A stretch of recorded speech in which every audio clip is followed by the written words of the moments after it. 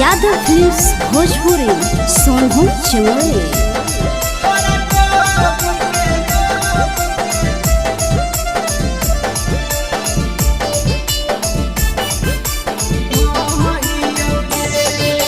बिन खइले तारा करिया बोले कैसे जियोगे, बिन खइले तारा करिया बोले कैसे जियोगे।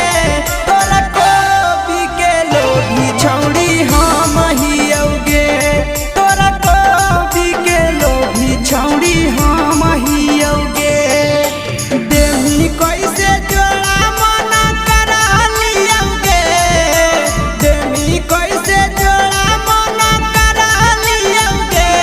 तोरा कोबी के लोभी छौड़ी हम हियोगे, तोरा कोबी के लोभी छौड़ी हम हियोगे, हम हियोगे,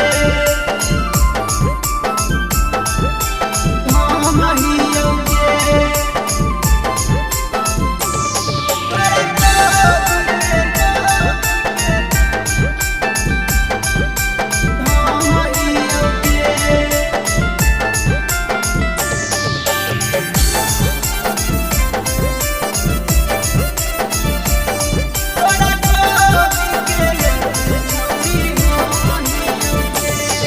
अगे हर बाजार में खाली छौड़ी बिकह हाली हाली गे।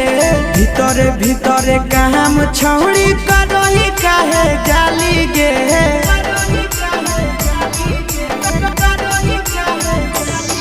अगे हर बाजार में खाली छौड़ी बिकह हाली हाली गे। भीतरे भीतरे काम छौड़ी करही काहे जाली गे। बड़ा काजे हो दूनो कतना रेट दियोगे, बड़ा काजे हो दूनो कतना रेट दियोगे।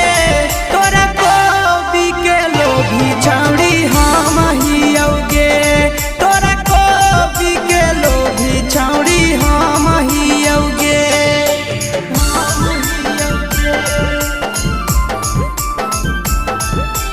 हम हियोगे।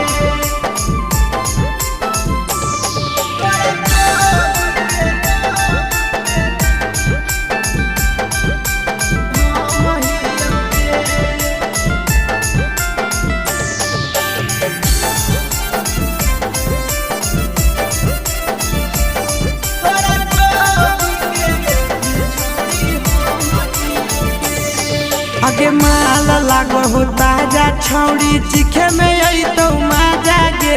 देखे में लागो हो यूजर यूजर लागो हो छौड़ी खा जागे।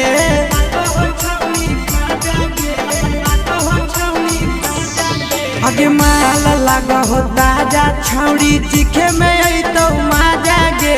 देखे में लागो हो यूजर यूजर लागो हो छौड़ी खा जागे। सूरत के चुबाला कैसे सियोगे, आशीष के चुबाला